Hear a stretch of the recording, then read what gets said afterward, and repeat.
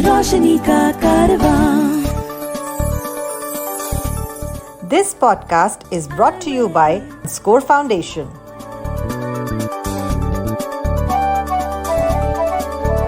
ये है रोशनी, रोशनी, रोशनी का कारवां।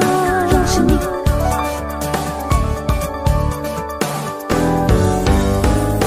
आए वे, ये है रोशनी का कारवां। हाय नमस्कार, मैं George Ibrahim. Welcome to Eyeway conversations. आज हमारा गेस्ट है वीना मेहता वर्मा, जो एक एचआर प्रोफेशनल है, यानी कि ह्यूमन रिसोर्स प्रोफेशनल।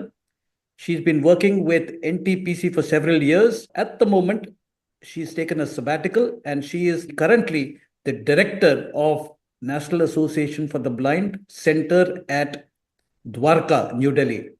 स्वागत है वीना। नमस्कार, बहुत बहुत धन्यवाद जॉर्ज जी। वीना, आप हाल ही में national association for the blind का जो द्वारका में सेंटर है वहाँ पर आपने चार्ज लिया है, and one of the main programs here is the old age home. हमारे देश में कई ऐसे व्यक्ति हैं जो दृष्टिबाधित हैं, अकेले हैं, और जाहिर है कि ये जो फैसिलिटी आपका है उनके लिए उपयोगी हो सकता है। तो इसके बारे में थोड़ा जानकारी आप शेयर कीजिएगा। हमें ऐसा लगा कि हर एज के लिए सर्विसेज तो है, लेकिन जो विजुअली इम्पेयर्ड, रिटायर्ड हैं, जो एज्ड हैं, उनके लिए अभी तक हमारा एक्सपीरियंस कहता है कि कोई ऐसा सर्विसेज नहीं है।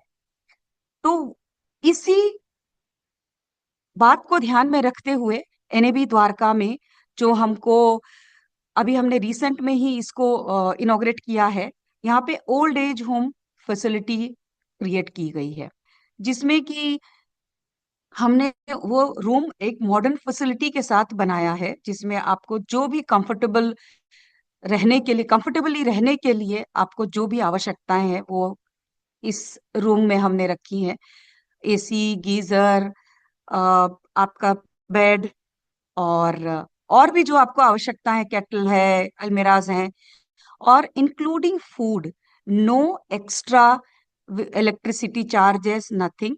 और यदि उनको ट्रेनिंग चाहिए, चाहे उनको इंडिपेंडेंट वॉक करने में, इंडिपेंडेंट मोबाइल और कंप्यूटर यूज करने में, हम उन्हें जो भी एक रीजनेबल कॉस्ट हमने रखा है उसी में सब कुछ इंक्लूडेड होगा।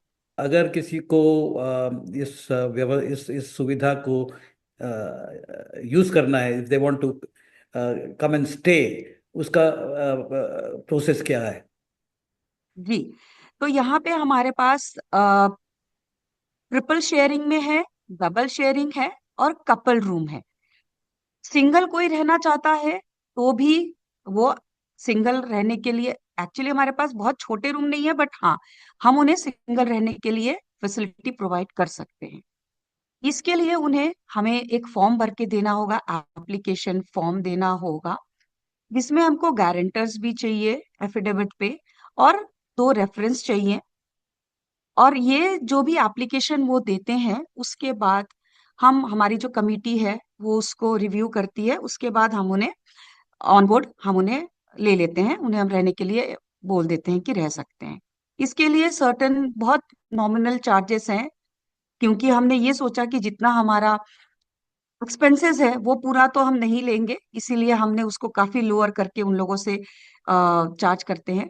और जिनको भी चाहिए वो हमें कॉल कर सकते हैं, फिर हम बात करके उनको बता देंगे जो भी चार्जेस होंगे। तो आपके सेंटर में ये ओल्ड एज फैसिलिटी के अलावा मिड लाइफ में जो दृष्टि बाधित होते हैं, जैसे कि रेटिनाइटिस पिगमेंटोसा हो, या एक्सीडेंट की वजह से हो, या कोई भी जी वजह से अचानक दृष्टि खो देते हैं, और उनको आगे का जो लाइफ है उसके बारे में ज़्यादा जानकारी नहीं है और वो लोग घबरा जाते हैं, तो जी आपके यहाँ एक क्राइसिस इंटरवेंशन सेंटर भी है, उसके बारे जी में भी थोड़ा बताएं। देखिए, हम सब जानते हैं कि इस तरह की घटनाएं, कुछ भी डिसेबिलिटी कभी भी किसी को आ सकती है। दिक्कत क्या आती है, हमारे पास जानकारी का अभाव होता है। तो हमने बहुत सारे ऐसे केसेस देखे हैं कि जानकारी के अभाव में, लैक ऑफ अवेयरनेस में, की वजह से वो लोग कुछ नहीं कर पाते हैं, या बहुत देर में बाहर निकल के आते हैं अपने घर से, जिसकी वजह से उस वक्त उनके लिए कुछ भी करना मुश्किल हो जाता है। इसलिए हमारे पास उड़ान क्राइसिस इंटरवेंशन नाम का प्रोग्राम है। ये 3 मंथ्स का रेसिडेंशियल प्रोग्राम है, जो अडल्ट्स लेट ब्लाइंड या सडन ब्लाइंड हो चुके हैं और कभी कहीं पे किसी रिहैबिलिटेशन सेंटर में सर्विसेज लेने नहीं जा पाए हैं। इसमें हम उन्हें मोबिलिटी ओरिएंटेशन, कंप्यूटर, मोबाइल और इंडिपेंडेंट लिविंग उन्हें हम की ट्रेनिंग देते हैं। It's sort of emotional adjustment training. यहाँ पे वो रहते हैं और दूसरे विजुअली इम्पेयर्ड लोगों के साथ रहते हैं और अपना लाइफ को किस तरीके से as a visually impaired comfortably lead कर सकते हैं, वो हम उन्हें एक्सपीरियंस कराते हैं और वो एक्सपोजर देते हैं उनको। इसके लिए कोई भी टाइम लिमिट नहीं है, वो कभी भी हमारे पास आ सकते हैं। ये If you know of anyone with vision impairment who needs guidance on living life with blindness, please share the iWay National Toll-Free Helpline number 18005320 The number is 18005320 इस सेंटर में और भी ट्रेनिंग प्रोग्राम्स हैं, जैसे कि स्पेशल एजुकेटर्स के लिए, दूसरे एनजीओस के लिए। इसके बारे में थोड़ा डिटेल्स आप शेयर करेंगे? हमारा अर्ली इंटरवेंशन प्रोग्राम है, जो छोटे बच्चे, न्यू बॉर्न बेबीज, जो एकदम 3-4 साल तक के हैं, पेरेंट्स की काउंसलिंग, और जो छोटे बच्चे आते हैं 3-4 इयर्स के, उन लोगों के लिए प्रिपरेटरी ट्रेनिंग है। कैसे वो पेरेंट्स जो हैं अपने बच्चों को घर में रखकर ट्रेनिंग दे सकते हैं, और बच्चा जब स्कूल जाने की एज में आ जाता है तो हमारे पास आएगा, हम उनकी प्रिपरेशन करा करके असेसमेंट के बाद उनको मेन स्ट्रीम स्कूल में हम एडमिशन करवाएंगे। उसके बाद इंटरवेंशन प्रोग्राम है, जो हमारा visually impaired plus visually impaired and multi disabled जो बच्चे होते हैं उनके लिए है। जो बच्चे स्कूल गोइंग है उनके लिए resource teaching and remedial teaching है। तो ये जो प्रोग्राम्स हैं हमारे, ये सारे जो प्रोग्राम्स हैं, स्पेशल एजुकेटर्स हमारे पास हैं, ये उनके नीड्स के हिसाब से ये ट्रेनिंग्स उनको करवाते हैं। और आपने पूछा कि और एनजीओस के लिए क्या ट्रेनिंग्स हैं, तो उसके लिए हमारे पास ट्रेनिंग सेंटर है, जो एनजीओस डिसेबल लोगों के लिए काम कर रहे हैं उनके लिए हमारा ट्रेनिंग सेंटर है। बहुत रीजनेबल कॉस्ट पे उनको वेन्यू, स्टे अरेंजमेंट और फूड के साथ, और क्योंकि नाब आरकेपुरम में हमारे पास जो फैकल्टीज हैं वो एक्सपीरियंस्ड है, वो उन लोगों को ट्रेनिंग दे सकते हैं। जो एनजीओस, जिनके एनजीओस में जिनके पास स्पेशल एजुकेटर्स को ट्रेनिंग कराना है, या डिस्ट्रिक्ट लेवल पे जो उनके स्पेशल एजुकेटर्स काम करते हैं उनके लिए ट्रेनिंग्स के लिए, या फिर किसी भी तरह की ट्रेनिंग के लिए हमारे पास उनके लिए स्टे अरेंजमेंट्स प्लस वेन्यूज हैं। 8 मार्च को जो अंतर्राष्ट्रीय महिला दिवस है, उस दिन आपके यहाँ ब्लाइंड लोगों के लिए कुकिंग का ट्रेनिंग हुआ था, एक वर्कशॉप जैसे हुआ था। अंतर्राष्ट्रीय महिला दिवस का इससे वैसे तो कोई कनेक्शन नहीं है, बट इट्स अ कोइंसिडेंट कि हमने कुकिंग वर्कशॉप 8 और 9 मार्च को कंडक्ट किया था। कभी लोग नहीं सोच पाते कि एक विजुअली इम्पेयर्ड इंडिपेंडेंटली और सेफली कुकिंग कर सकता है। कुकिंग जो है एक विजुअली इम्पेयर्ड आराम से कर सकता है, लेकिन उनको जरूरत होती है ट्रेनिंग की, क्योंकि हमारे घरों में हमारे पेरेंट्स या कोई भी वो अलाउ नहीं करते हैं विजुअली इम्पेयर्ड को। उनको डर लगता है जल जाएंगे और भी हाथ कट जाएगा, अलाउ नहीं करते, तो उनका एक्सपोजर ही नहीं होता है। तो इसके पीछे मेरा ऑब्जेक्टिव ये है कि सारे विजुअली इम्पेयर्ड को उनको एक एक्सपोजर दिया जाए कि बेसिक लेवल की कुकिंग कैसे हो सकती है। जैसे कि कैसे वो चाकू और ये सब चीजों को पकड़कर चीजों को काट या छील सकते हैं, और डिफरेंट डिवाइसेस के साथ वो कैसे अपना कुकिंग आसान कर सकते हैं। आज की डेट में हम, क्योंकि टेक्नोलॉजी ने बहुत सारी चीजों को आसान किया है, तो डेफिनेटली कुकिंग को भी आसान किया है। तो वही ऑब्जेक्टिव है इसके पीछे नापतली का और मेरा, कि जितने लोगों को हो सके हम कुकिंग का वर्कशॉप कराकर एक्सपीरियंस कराएं, सो दैट उनको लगे कि हम कर सकते हैं। उसके बाद उनकी मर्जी है वो करे ना करे, एक विश्वास दिलाने की बात है पेरेंट्स और विजुअली इम्पेयर्ड लोगों को कि वो कर सकते हैं। डेफिनेटली हमारा ये प्लान है कि हम इसको हर 2 महीने 3 महीने में रिपीट करेंगे। वीना, आप कई सालों से कुकिंग किया है and you are very experienced with the kitchen as well as cooking. What are some of the key principles that you would suggest for a blind person who is into cooking? इतने सालों में मेरा cooking करते करते हुए ये experience रहा है कि एज अ विजुअली इम्पेयर्ड आप जब किचन में जाते हैं, आपको बहुत केयरफुल रहना है और बहुत ऑर्गेनाइज्ड होना चाहिए। हमने देखा है हमारे घरों में किचन में जो लोग साइटेड लोग काम करते हैं, वो लोग बहुत लापरवाही से करते हैं। मतलब उन्हें दिखता है तो वो कहीं से भी कोई भी चीज रखते हैं और कहीं से भी उठाते हैं।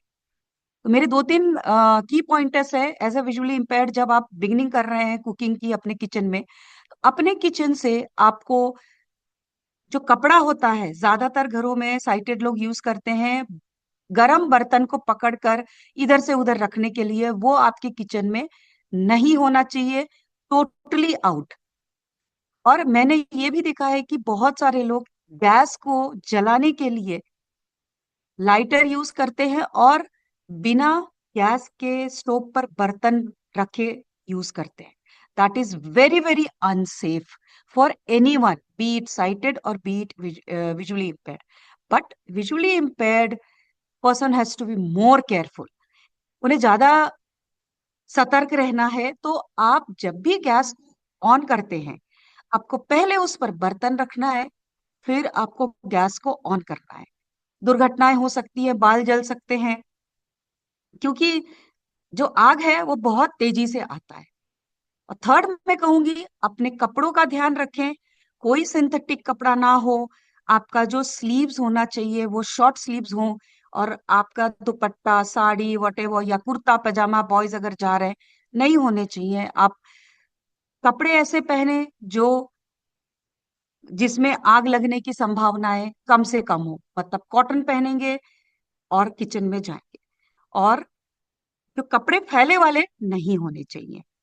अभी के लिए तो इतना ही, ऐसे बहुत सारी चीजें हैं, लेकिन ये 3-4 बातों का हम अगर ध्यान रखते हैं तो हम कुकिंग को स्टार्ट कर सकते हैं और सेफ रह सकते हैं। ये जो आपका जो आंखों का जो प्रॉब्लम है, ये कब से है? ये बचपन से है या this is something that you acquired on the way? We are 4 sister, but दो हम 2 लोग विजुअली इम्पेयर्ड हैं। हमको बाय बर्थ ही ये प्रॉब्लम है, रेटिनाइटिस पिगमेंटोसा आरपी है। मैं अपने घर में बड़ी हूँ, मेरे पेरेंट्स को नहीं पता चला था, क्योंकि शुरू में था तो बाय बर्थ, लेकिन स्टार्टिंग में वो लोग इस चीज को पहचान नहीं पाए थे। जब उन्हें पता चला तो उनका फोकस ट्रीटमेंट पे था। उनको लगता था ये ठीक हो जाएगा। तो इस बीच में उन्होंने मेरे एजुकेशन के बारे में नहीं सोच पाए।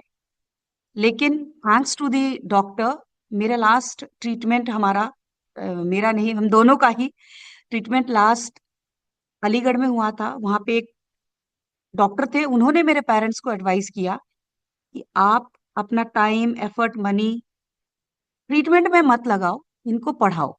देन मेरे पेरेंट्स ने स्कूल ढूंढना शुरू किया। I come from Orissa. My father was in Tata steel mines, बहुत छोटी सी जगह पे उड़ीसा के केवंझर डिस्ट्रिक्ट में माइंस में थे हम। वहां पे स्कूल तो इमेजिन नहीं कर सकते थे। उन्होंने उड़ीसा के कुछ जगहों पे ढूंढा, but he was not satisfied my father. हम दिल्ली आए।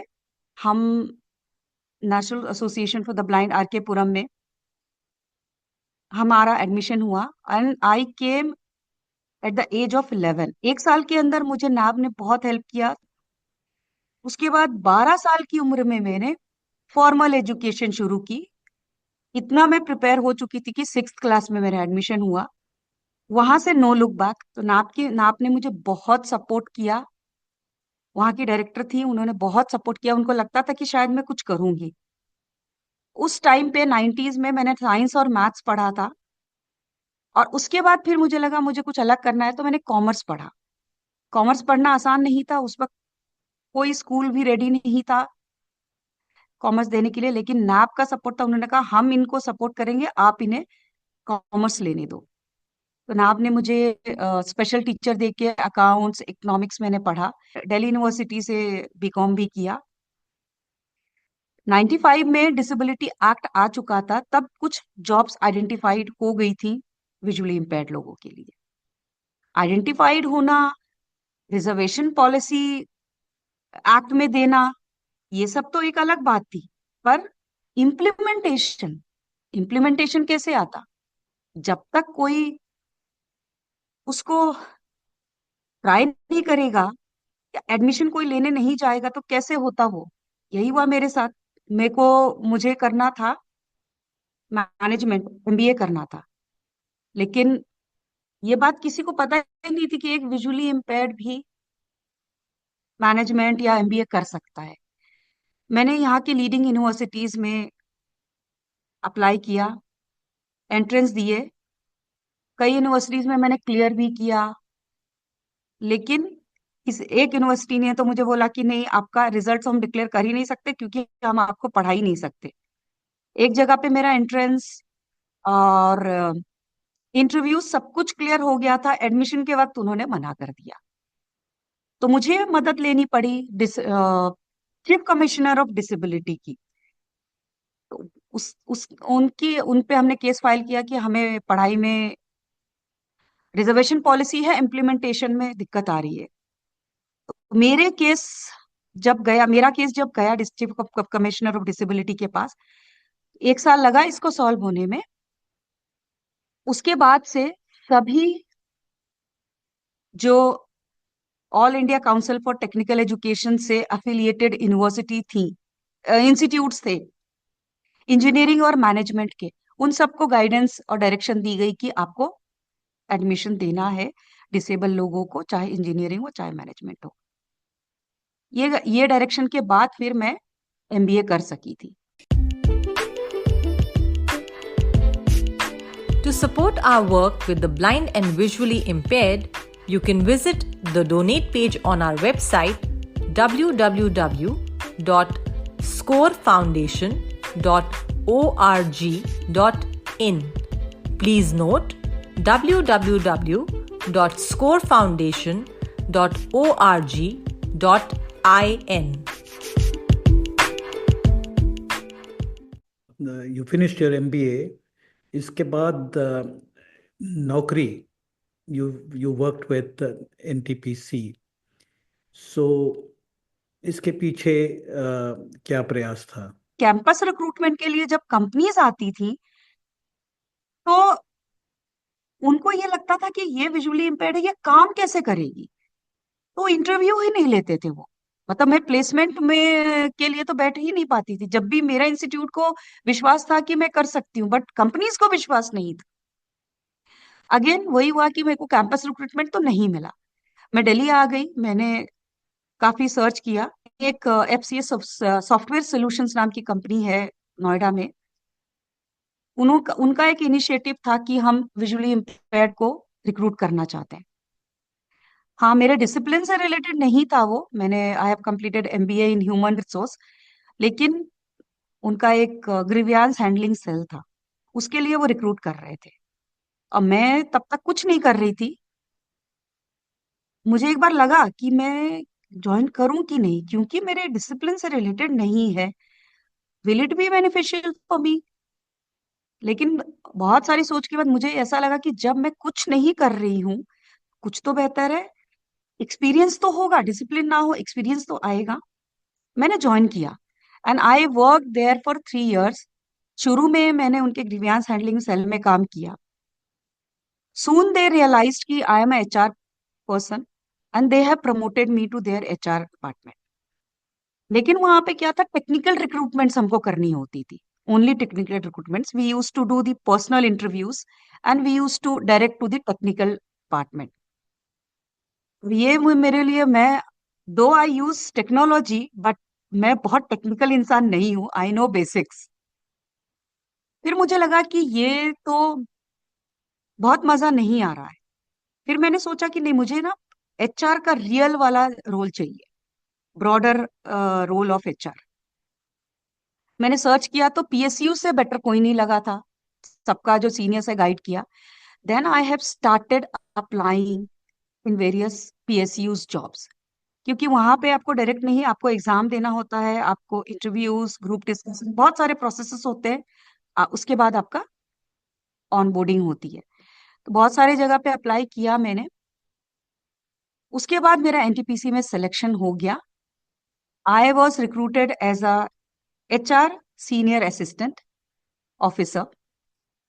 फिर मेरे को 18 साल हो गए हैं वहां पे काम करते हुए. Now I am a HR manager there. अक्सर जब लोगों को काम जॉब मिलता है, whether it is in a bank और अ पब्लिक सेक्टर अंडरटेकिंग, और शायद प्राइवेट सेक्टर में भी, लोगों को जॉब तो मिल जाता है पर अक्सर उनको काम नहीं दिया जाता है. They are employed but not deployed. So आपका अनुभव क्या रहा? मैं ये कहूंगी मेरे साथ भी ऐसा हुआ, पर मैंने उसको बहुत लंबे टाइम तक नहीं चलने दिया. क्योंकि मेरा हमेशा से था कि अगर लोगों को नहीं पता है, हमें, हमारी ये रिस्पॉन्सिबिलिटी है कि हम उन्हें जागरूक करें. हमारी इनिशिएटिव होना चाहिए कि हम काम को करके दिखाएं ताकि लोग कन्विंस्ड हों. मेरा जब ज्वाइनिंग हुआ तब मैं भी 1 महीने तक खाली बैठी रही. बहुत सारे मैनेजर्स, बहुत सारे सेक्शंस के आपस में डिस्कस करते रहे. एचओडीज के पास, एचओडी की जो हमारे डिपार्टमेंट हेड थे उनके पास मैं जाती थी, उनको बताती भी थी डिटेल में. वो कन्विंस थे पर बाकी मैनेजर्स नहीं थे.